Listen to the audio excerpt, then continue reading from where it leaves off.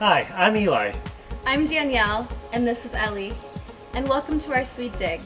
But before you come in, don't forget to subscribe below. Come on in.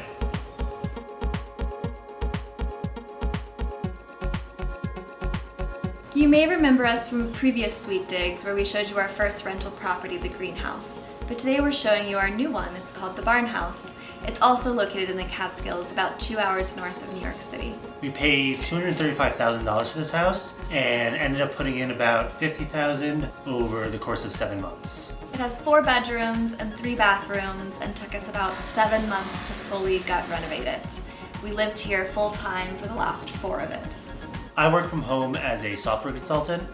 And I'm a dermatology physician assistant in Manhattan. This house was actually built in 1845 as a hay barn and then converted in the 1950s into a residence. We weren't sure exactly what we were getting ourselves into at first. It just needed so much work, but it also had so much character, we couldn't pass it up. Yeah. These beams you see here are actually about 175 years old. This is the living room. One of the biggest changes we made to this room specifically were the addition of all these windows, which just brings in so much more natural light. If you've seen our first house, you know we really love plants, and a good plant wall especially. It may not be the easiest thing to water, but we just really love what it brings to the space. This is our record area here. Music has always been such a big part of how we like to relax and enjoy the house. So we got a bunch of these Marshall speakers and linked them so you can hear music wherever you are in the house. We knew we'd want a hanging chair and a lot of really comfortable places to sit and just relax with a book or enjoy music. Welcome to our kitchen. I think the biggest find was this cast iron farmhouse sink that we found on Craigslist.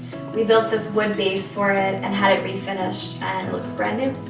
One of our favorite things in the house, and maybe the biggest splurge, is this range from Cafe Appliances. It's matte white with brass detailing, amazing to look at, and it's just really fun to cook on. I think this is probably the DIY project that we're most proud of. We actually built these wood cabinets and countertops as well. The bases are out of 2x4s and 4x4s that we notched out, and the countertops are out of plywood. We sanded everything down, stained it, and then polyed it. We are definitely not professional cabinet makers, but we really love how they turned out. I think the biggest challenge during renovation was probably that our daughter Ellie was about 10 months old when we started. And we had to plan the renovation around her schedule. Luckily, each of us have kind of our specialties, so typically when one of us is working, the other one is with her. Over here we have the dining nook, which started off as a pretty awkward space, but we ended up building this custom-made bench and table because we love to entertain and we wanted a really intimate space for people to sit around and eat dinner together. We chose this pendant light from Hudson Valley, which I feel like really complements the space well. And these vases here are from Allison Samuels over at Two Tree Studios. Now I'll show you my favorite room in the house, the room that we call bedroom 4. This room actually used to be a workshop in the house, and the previous owners kind of used it as a walkthrough, but we knew we wanted to do something really special and make it an extra bedroom. During the first half of renovations, this space was actually our workshop. So we had our miter saw set up, all of our tools, it was covered in sawdust, so it's really fun to see how far we've come. My favorite part of this room is the custom tile that we designed with fire clay tile. There's a hint of blush, a pop of this mustard yellow color, and it's just such a statement for the space. When we decided to make this a bedroom, we knew we would need a door for privacy. But the challenge was finding a door that was big enough to fill this space. So we ended up making this barn door, and I feel like it complements the space really well. And here's our loft. We knew we didn't want a TV in the downstairs main living area, so we decided to create this cozy place for movie nights. It was hard finding a couch that would actually fill the space, but we ended up finding this one from West Elm called the Andes, which is probably the most comfortable couch in the world. In here we have the hall bath.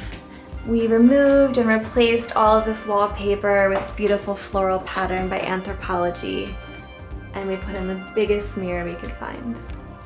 In this bathroom we also went with fire clay tile and decided to do this pretty cool two-tone pattern.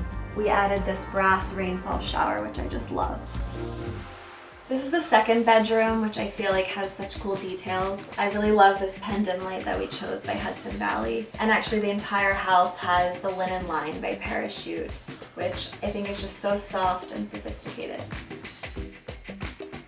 For this bedroom, we wanted to do something a little bit different, so we filled all of these West Elm frames that we love. Now let's go to the main bedroom. I love these windows. They're actually original. We were really lucky we didn't have to change them at all. The light that comes through here during the day is just amazing. In here we have the ensuite bathroom. This clawfoot tub actually used to be bright red when we bought the house, and we sanded it down, refinished it, this beautiful naked clay color. We added a ton of wood and added this window as well, and I think it's just the serene space for a perfect bath.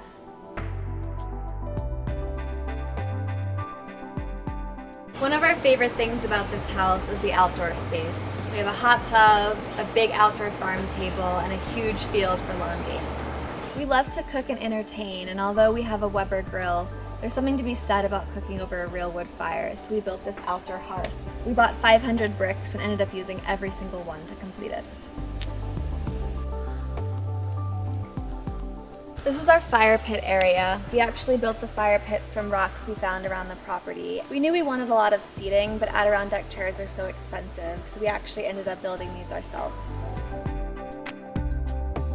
We're so proud of how the house turned out, and we can't wait to share it with friends and family and Airbnb guests for many years to come. Thanks for stopping by, but I have to go. It's time for dinner.